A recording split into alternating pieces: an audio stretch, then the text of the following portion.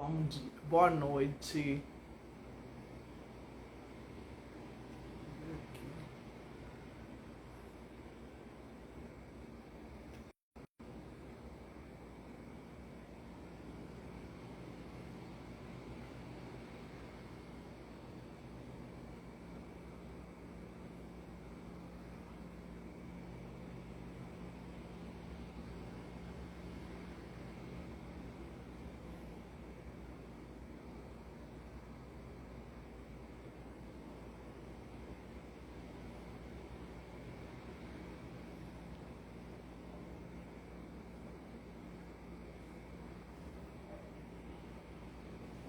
Olá, boa noite. Hoje vamos falar de um assunto extremamente importante. Nós vamos falar de como é, né, a, para quem cuida do familiar que tem Alzheimer. É algo que você. Mas o que isso tem a ver com saúde mental? Tudo a ver, porque se você cuida de um familiar com Alzheimer e você não tem um acompanhamento psicológico, você não tem assim uma rede de apoio, muito provavelmente você vai desenvolver algumas patologias que têm a ver com a saúde mental, pelo excesso de carga emocional, pelo excesso de carga física, que é algo assim muito dolorido, muito pesaroso, muito assim penoso para o familiar que cuida. O familiar que cuida, ele precisa ter pelo menos um dia, né, ou dois, assim, de descanso, né, de ele respirar outros ares e não só o ar do ambiente onde está o seu familiar, né? Ele viver, ele ir para um cinema, ele ir passear, ele tomar um sorvete, porque a carga emocional é muito, muito grande. Porque eu tenho um vídeo no meu canal aqui no YouTube, nos meus dois canais tem um vídeo falando de como para o familiar, como é a situação que é para o familiar. Então eu quero trazer aqui para vocês que o Alzheimer, eu vou explicar primeiro o que é Alzheimer. O Alzheimer é uma doença degenerativa, é uma doença que não existe cura. Ou seja, deixa eu explicar de forma, vamos dizer, mais técnica e de uma forma que vocês consigam entender. A geriatra da minha avó, ela explicou que o Alzheimer é nós normais, sem problemas nenhum. O nosso cérebro funciona da seguinte forma para que a gente faça ações até automáticas e não automáticas, certo? Os nossos neurônios, eles têm ramificações. A essas ramificações dos neurônios se comunica com o nosso cérebro. Essa parte neural, o nosso sistema nervoso, se comunica com o nosso cérebro. Então vamos dizer que seja assim. A pessoa que nós, para poder enxergarmos um objeto, sei lá, vou botar aqui um retângulo. A gente, para enxergar o que é o retângulo, a gente vai olhar o retângulo, né? Vai ver na nossa frente. E aí a gente, nosso cérebro com os neurônios vão se comunicar entre si e vai identificar lá, vai nas nossas gavetinhas da nossa memória, saber o que, é que a gente sabe desse objeto, tal, tal. Vai trazer pra gente tudo isso de forma automática, não é algo que a gente comande, né? Não é algo que a gente diga ou faça, peça pro cérebro ou sistema nervoso fazer pra gente, é algo automático e super rápido. Aí a gente identifica um retângulo. O que acontece com a pessoa que tem o Alzheimer é que as ramificações dos neurônios vão se perdendo. Então, o neurônio não tem como se comunicar um com o outro, nem tem como se comunicar com o cérebro. Então, muitas vezes ela vai ver o retângulo e ela não vai conseguir identificar. Porque não tem mais essa comunicação do sistema nervoso ventral com o cérebro. Normalmente a pessoa que tem Alzheimer, assim como um paciente acamado, um paciente em coma, uma pessoa que tem uma doença degenerativa, porque o Parkinson também é uma doença degenerativa, ele vai reconhecer os familiares mais pela voz do que pela fisionomia. O Alzheimer é um tanto mais peculiar, e é o que eu convivo, vou trazer aqui as minhas experiências. Ela, primeiro, o paciente que tem Alzheimer vai perder a memória recente. Ainda vai ficar com a memória do passado, certo? Fica lá com a memória do passado. Mas aí é que está o X da questão. Ele estando com essa memória do passado, ele pode até lhe reconhecer, mas o cérebro fica um tanto confuso, porque ele não sabe em que parte do passado que você está. Ele não sabe se é na infância, se é na adolescência, se é na fase jovem, adulto. Então a pessoa ela fica confusa, ela não sabe identificar. Ela sabe que é um familiar pelo tom de voz, mas ela às vezes não sabe dizer o nome. Então por isso que é muito importante ter essa rede de apoio para você se proteger, você se precaver, você ter uma vida fora, você cuidar do paciente do Alzheimer e para que você tenha instruções adequadas para saber melhor lidar com seu familiar. Luana, que rede de apoio é essa? Você, porque que eu saiba, o Alzheimer ele é tratado com os seguintes médicos, seguintes especialidades: neurologista ou geriatra. Se tem outras que podem cuidar, eu não sei, né? No vídeo até falo que existem outros profissionais, mas que eu não tenho certeza, né? Se realmente eles podem cuidar ou não de uma pessoa com Alzheimer. Provavelmente o psiquiatra também possa cuidar de uma pessoa que tem Alzheimer. Ou ter uma equipe, né, multidisciplinar, que aí vai fono, físio, um bocado de profissionais aí, médicos, para fazer os cuidados com o seu familiar. Sabendo que a pessoa que está com Alzheimer, ela está com o pé no acelerador, mas não para acelerar, para desacelerar. Porque se é uma doença degenerativa, então a pessoa vai desaprendendo tudo que sabe e não tem mais condições de aprender novas coisas. É diferente de um bebezinho, na comparação de um bebê. O bebê ele está em franco crescimento e franco desenvolvimento crescente. Já uma pessoa que tem Alzheimer, ela está em franco decrescente, ela está decrescendo. Até desaprender totalmente tudo, como é o estágio da minha avó. Ela está acamada e ela não está mais nem deglutindo, que os médicos chamam de disfagia. Ela abre a boca, pode até mastigar, mas ela não engole. Ela não sabe mais o que é engolir o alimento.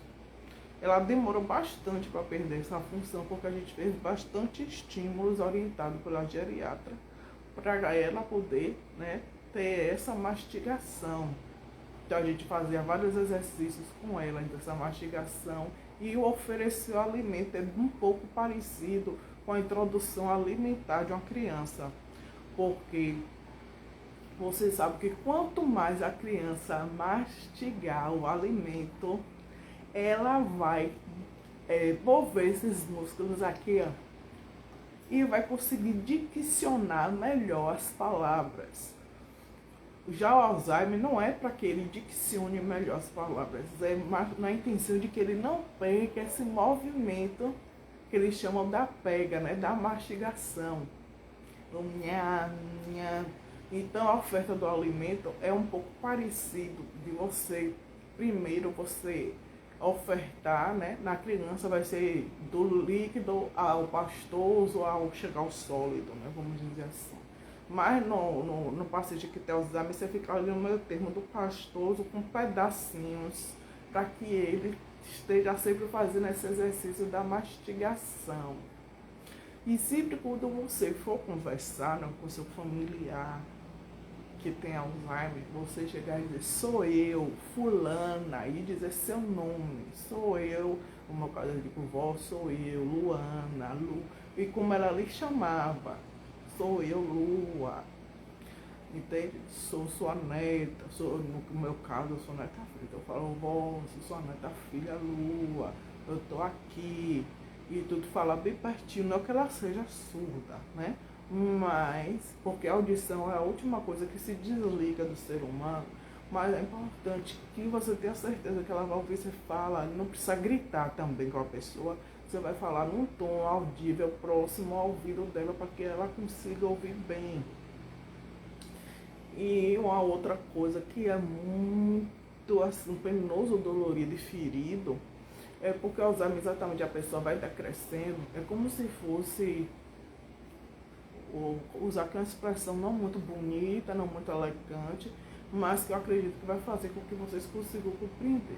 É como se fosse um carro, né, descendo na ladeira abaixo, mas você não tem muito o que fazer, você não tem muito como segurar o seu familiar para ele não descer essa ladeira abaixo. Tem tratamento, Luana? Tem tratamento, só que o tratamento, ele não exerce o poder de cura. O tratamento, ele retarda um pouco o avanço da doença. Por isso que é tão pesaroso para o familiar, entende? Por isso que é tão difícil para o familiar lidar com essa realidade, não é fácil. Então, a geriatra da minha avó, doutora Daniela Grandão, doutora Daniela, se você ver esse vídeo, um beijo para a senhora, um feliz ano novo. Nós da família Romero da Assunção agradecemos muito todo o seu apoio, todas as suas orientações são extremamente importantes e pertinentes para que a gente saiba lidar melhor com a minha vozinha. Então, você ter essa conexão com o profissional que vai cuidar do seu familiar, para que, porque são fases, é igual comparando com a criança, porque a criança nasceu, bebezinho, e à medida que ela vai crescendo, hoje na atual linguagem atual fala saltos, né? Ela tem saltos de desenvolvimento, que ela vai avançando.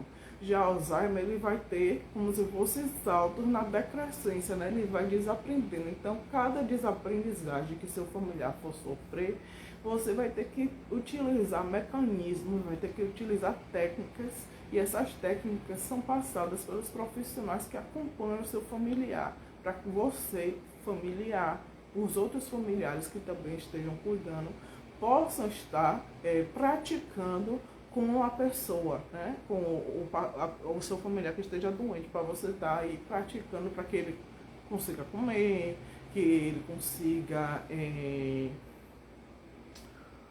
vamos dizer, você consiga dar um banho, você conseguir fazer as atividades dele diárias enquanto ele está vivo, para dar uma melhor qualidade de vida para aquela pessoa, né? Mas tem uma frase que eu estou usando muito nesse especial de lives do Janeiro Branco, que é a frase bíblica que diz: ame ao próximo como a ti mesmo. Não que você não vai ter amor pelo seu familiar, mas você precisa entender uma coisa que é extremamente importante. Você precisa cuidar de você mesmo. Porque se você não estiver bem com você mesmo, como é que você vai dar um cuidado de qualidade para o seu familiar? Diga para mim. Não tem como. Então você tem que se cuidar.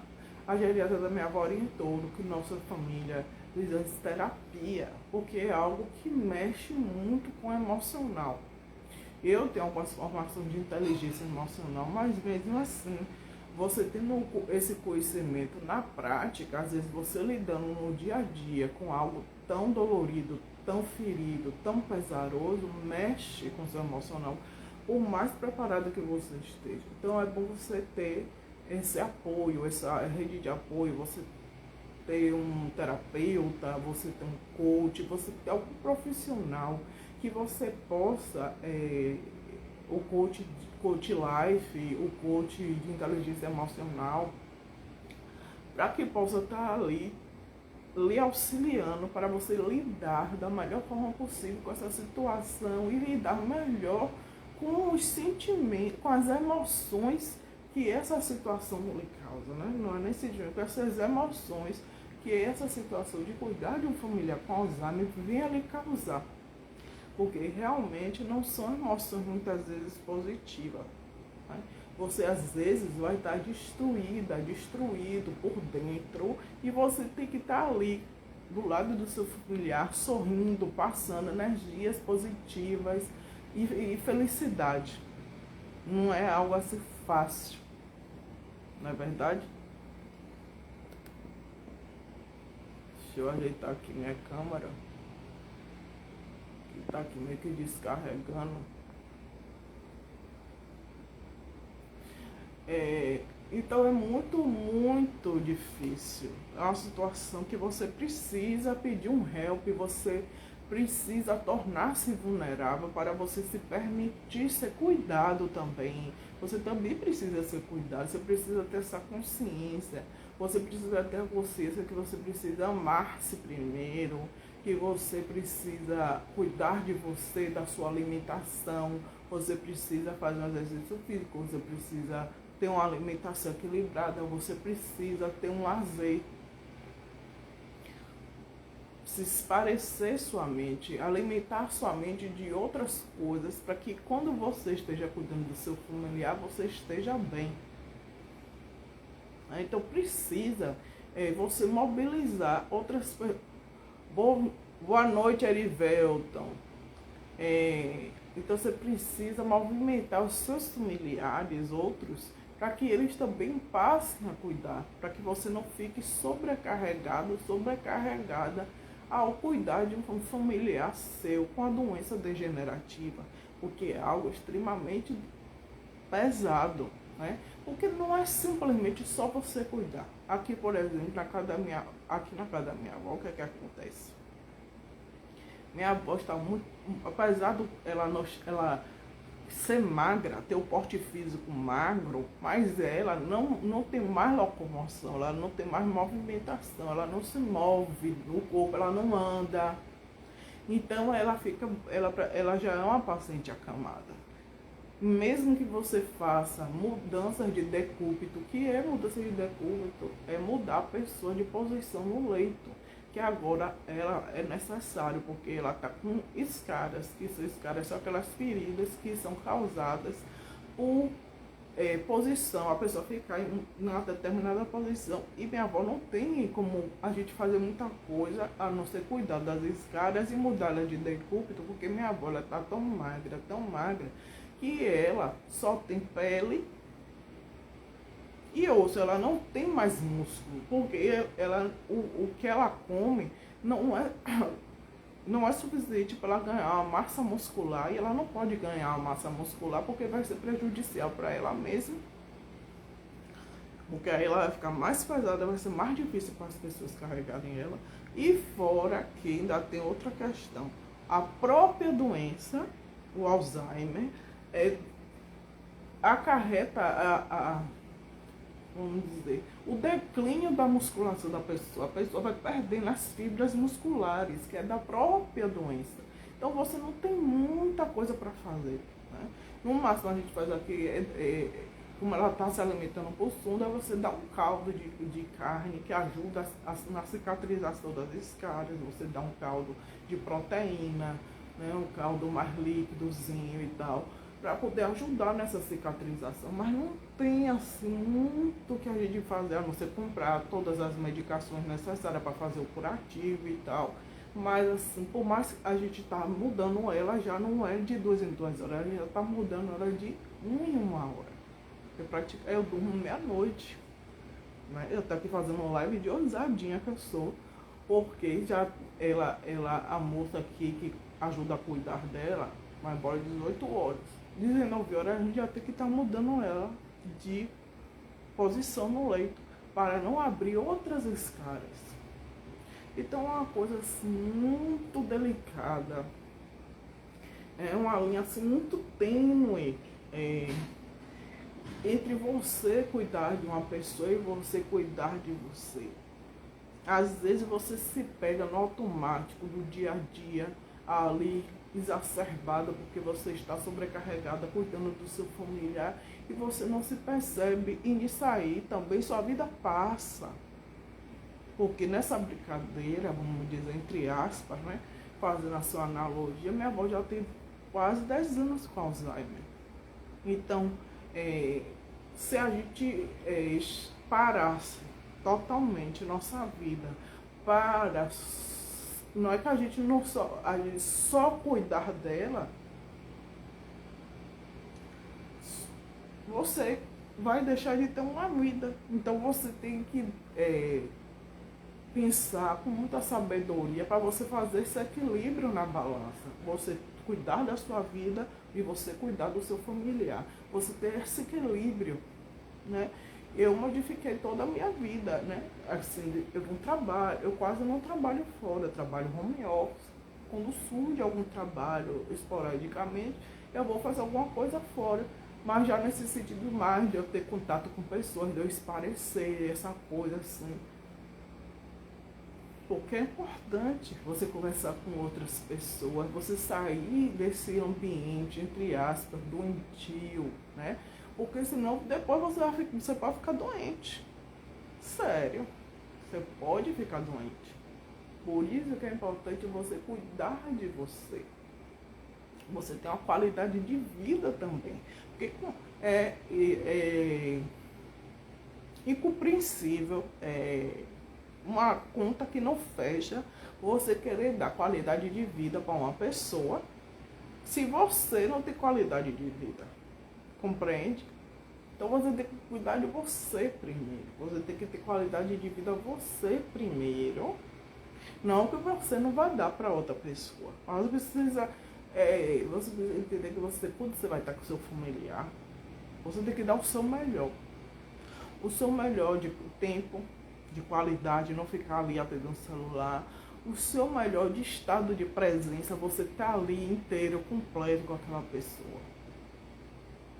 Então, para você conseguir fazer isso, você precisa também ter um tipo de qualidade seu. Compreende? Para você conseguir carregar seu familiar, mesmo que não seja sozinho. Eu mesma não tenho condição de carregar minha avó só. Mesmo assim, não tenho condição. Minha avó é muito pesada. Minha mãe não tem condição. Minha mãe já tem 60 e poucos anos. Minha mãe não tem condição dela sozinha carregar minha avó. É muito peso. Então, ou carrega eu e minha mãe junto, ou minha mãe com meu padrasto, entendeu? Ou eu ajudo as cuidadoras também, porque você também tem que ter equipe de cuidadores. Porque você sozinho, mesmo que você tenha outra familiar, você sozinho você não vai dar conta. Porque você tem que dormir, você tem que comer, você tem que tomar banho. Então essas outras. E você tem que providenciar as coisas para seu familiar. Minha avó de acamar, minha avó usa fralda. Minha avó tem a medicação que ela faz uso, tem todo o material do curativo, tem hidratante corporal, que é importantíssimo. A pele de um idoso está bem hidratada, porque a pele vai ficando fininha, igual um papel. Então ele tem que estar hidratado. Toda vez que toma um banho, ele tem que dar banho de hidratante também, para poder ficar com a pele bem hidratada. Né? Quando ainda faz deglutição, está ofertando água, chá, suco, deixar a pessoa o máximo hidratada que você puder, porque desidratação mata mais do que fome, se você não sabe. Desidratação mata. Em idoso e criança, mortalidade altíssima por desidratação.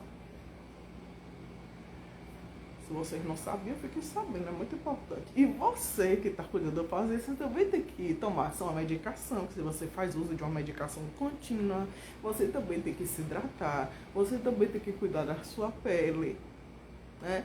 Manter suas unhas o mais curtas que você puder, para você, quando for pegar no familiar, você não arranhar, você não ferir um familiar, certo? Higiene nas unhas, higiene corporal. Toda hora que você for pegar no seu familiar, antes de pegar no seu familiar, você lavar sua mão com água e sabão, passar álcool gel.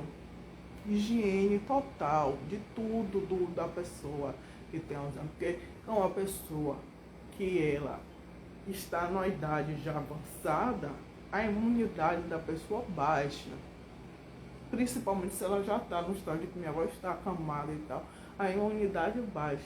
Então tudo pode ser porta de entrada para ela pegar alguma coisa. Então tem que ter um máximo de cuidado possível.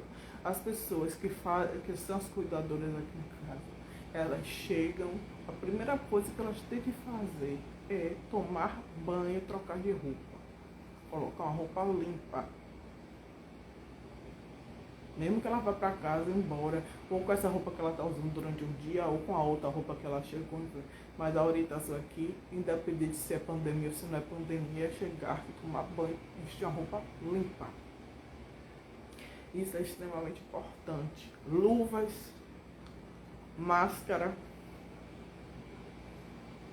Vá somando aí na conta, vá somando, porque é um investimento altíssimo para você manter a qualidade de vida do familiar. Se você não tem condição de você comprar uma cama hospitalar, você alugar uma cama hospitalar. A manutenção, a limpeza, os materiais de limpeza para limpar o quarto ou toda a casa do idoso, deixar tudo limpo, tudo bonitinho. Ficar mudando o idoso da cama para cadeira de roda, da cadeira de roda para cama, da cama para cadeira de roda, e assim vai essa dança o dia todo. Porque ele não pode ficar o tempo todo na cadeira de roda, nem pode ficar o tempo todo deitado, porque senão dá o que? Escara. É uma coisa assim, outra coisa que eu indico muito, que me ajudou muito a compreender muito melhor a doença da minha avó, com a coisa que meu avô fez com extrema sabedoria. Meu avô me ofertou um curso de cuidadora de idoso. Então isso fez eu compreender melhor, para poder conseguir cuidar ainda melhor ainda da minha avó. Porque não só isso, eu já pesquisava antes, assim que minha avó teve o diagnóstico, eu comecei a pesquisar, e minha mãe começamos a pesquisar, a gente continua pesquisando. Você tem interesse em estudar sobre. E outra coisa, uma parceria assim, bem forte com o médico que está cuidando do seu familiar. Você observar tudo, igual você observa de um bebê, a urina, as fezes, como é a alimentação, se alimentou, se não se alimentou, se teve dificuldade para se alimentar, se teve dificuldade para ingerir o alimento, se coloca para fora. Tudo isso você tem que observar.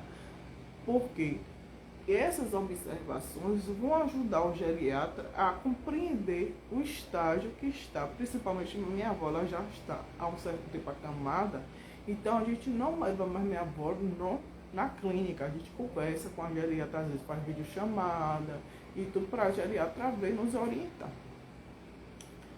Videoconferência que fala, né? Ou, se você tem condições, você também pagar um médico que venha em casa, né? Que foi o que a doutora fez, a geriatra da minha avó, indicou um colega dela para vir aqui em casa. Então, de vez em quando a gente chama ele, né? De tempos em tempos, necessário, de acordo aí com a necessidade, com o desenrolar da situação, para nos orientar mais especificamente. Então, é algo assim que isso aqui é um investimento elevadíssimo. E tudo isso na sua cabeça, né? Esse custo elevado para você manter, por mais que o idoso às vezes ganhe bem, né?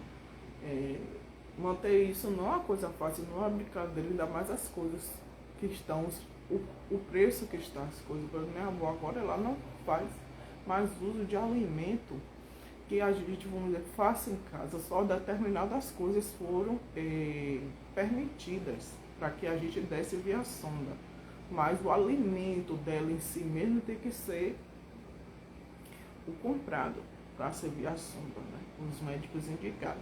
Porque o que faz, tem artesanal, mas só que artesanal, ela não tem por ela ser processada, batida, peneirada, todo esse processo faz com que o alimento perca muitos nutrientes do que o alimento tem, compreende?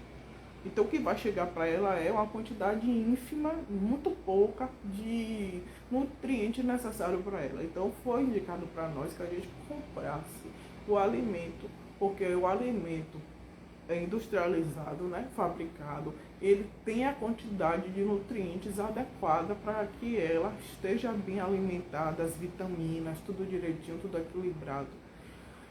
Então é algo que não é muito fácil. Como eu disse, se você não tem uma rede de apoio para lhe suprir, você não tem uma pessoa para que você possa realmente desabafar, vou te orientar, tudo isso, você vai pirar sua cabeça.